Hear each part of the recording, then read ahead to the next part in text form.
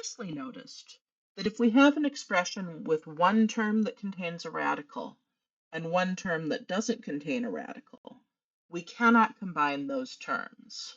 We saw that, for example, in the kinds of expressions we got as solutions to quadratic equations.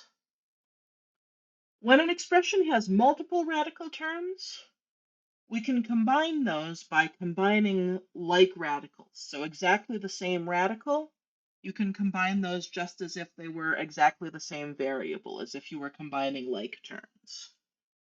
And of course, in order to be able to see what like radicals we have, it's useful to first fully simplify each radical term. So in this example, we have the square root of 90 minus 3 times the square root of 20 plus 2 times the square root of 18/5 plus 4 times the square root of 80. So I'm going to first go through and simplify each of these radicals. Square root of 90. I notice that that has a perfect square factor of 9.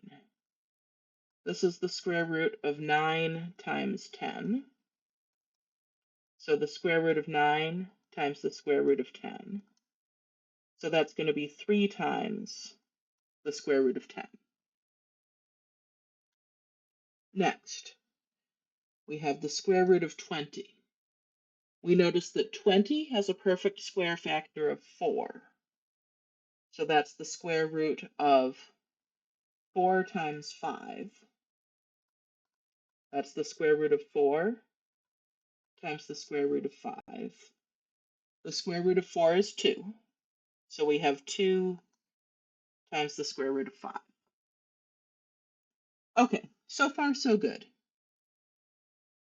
Next we have 18/5 take the square root. We'll split that up.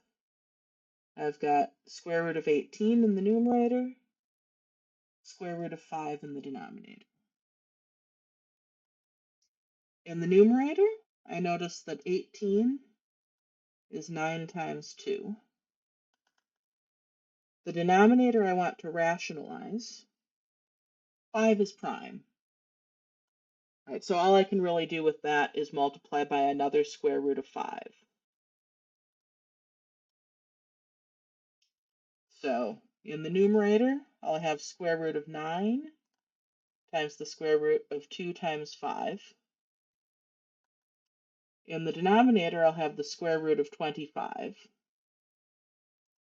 So that'll be 3 root 10 in the numerator and 5 in the denominator. And now we're going to peek at part of why it's good to rationalize the denominator. This is the fraction 3/5 multiplied by root 10. Anything we're multiplying by in the numerator, we can instead think we're just going to multiply by the whole fraction. And the reason that's good, of course, is that now we see that the square root of 10 is showing up in 2 different terms. Okay, last one. We have the square root of 80. We notice that 80 has a perfect square factor of 16. So we'll have the square root of 16 times 5 is the square root of 16 times the square root of 5 is 4 times the square root of 5. Okay, we've simplified each of our radicals. Now we're going to take each of those simplified radicals and use it to replace the corresponding radical in our expression. So the square root of 90, we're going to replace by 3 times the square root of 10. Now I'm going to copy minus 3, and that's multiplied by the square root of 20, which is 2 times the square root of 5. And now again, I'm going to just copy the plus 2, and that's multiplied by the square root of 18/5, which is 3/5 times the square root of 10. And finally, I'm going to copy the plus 4, and that's multiplied by the square root of 80, which we'll replace by 4 times the square root of 5.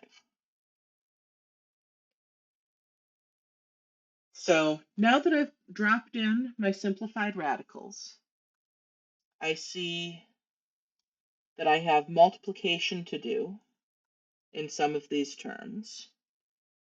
So I'll have 3 root 10 minus 2 times 3 is 6 root 5 plus 2 times 3/5 is 6/5 root 10 plus 4 times 4 is 16 root 5. And now I have two square root of 10 terms. I'll have 3 plus 6/5 times the square root of 10. And I have two square root of 5 terms. I'll have negative 6 plus 16 times the square root of 5. So combining those, I'm going to do 3 plus 6/5 on the calculator and get 21/5 times the square root of 10. And that's added to 10 times the square root of 5. Right, so I've just simplified this expression. And what I really mean is that this expression represents the same number as my original expression. So let's take a second and confirm that. I'm going to go to the calculator now, and I'm going to say, okay, let's punch in the original expression. Square root 90 minus 3 square root 20 plus 2 square root of the fraction 18/5 plus 4 square root 80. And that gives me, you know, some awful decimal. It's about 35.6, etc. But now I take this new expression that I found, my 21/5 root 10 plus 10 root 5. I punch that into the calculator.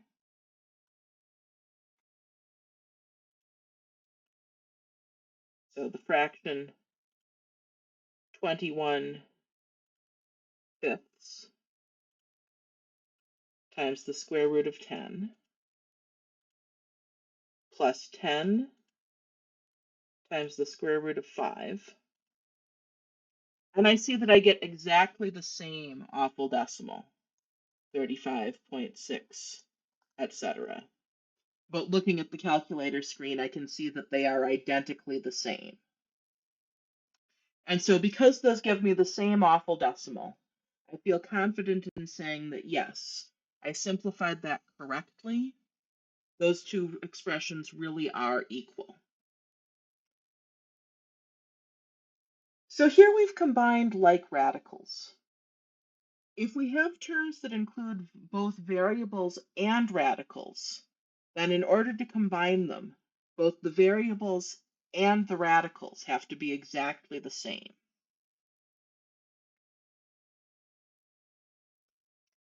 And of course, again, we want to simplify the radicals first. And in this example, we're told to assume that our variables represent positive real numbers. So that means we don't need to worry about absolute values. Okay, so my first radical, I have 20x to the 5th y, and I'm taking the square root. 20 has a perfect square factor of 4. It's 4 times 5. X to the 5th, that's x to the 2 times 2 times x to the 1. And then y is just y to the 1. We'll have a square root of 4, a square root of x squared, squared.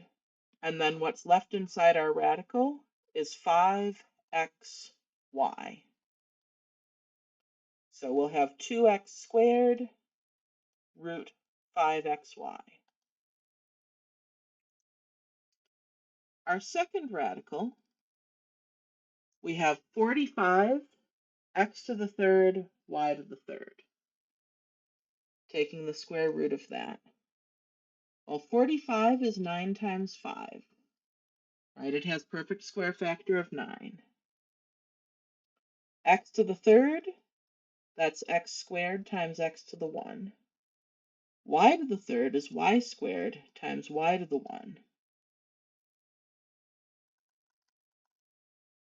So I'll have the square root of 9, the square root of x squared, the square root of y squared, times what's left is going to be a 5 times x times y. So this is going to be 3xy square root of 5xy. And now I notice that at least these radical parts are the same. But I notice the variables are different. The variables that started out outside the radicals are also different. Let's see what happens.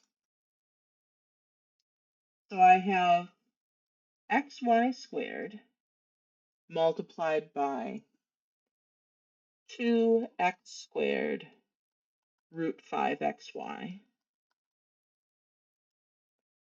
plus 3x squared y multiplied by 3xy root 5xy. So working out the multiplication outside of the radicals, I have a 2, and x squared times x is x to the third. I have a y squared, and then I've got root 5xy. In my next term, I have a 3 times 3 is 9, and x squared times x is x to the third, and a y times y is y squared, and then root 5xy. So, are these like terms? Can I combine them?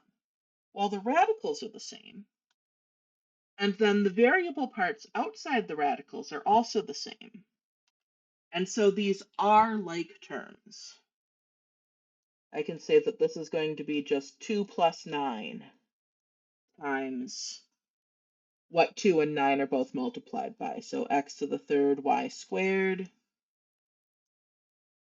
square root 5xy. So the final result of simplifying this expression is 11 x to the third y squared square root 5xy. Now, how often, you might be wondering, are those going to actually be exactly the same? And the answer is the kind of circumstances that give us expressions like this in the first place actually very often give us variable parts and radical parts that are exactly the same. So even though writing down expressions at random, that's not going to happen, very often when this kind of thing appears, you do in fact get terms that you can combine.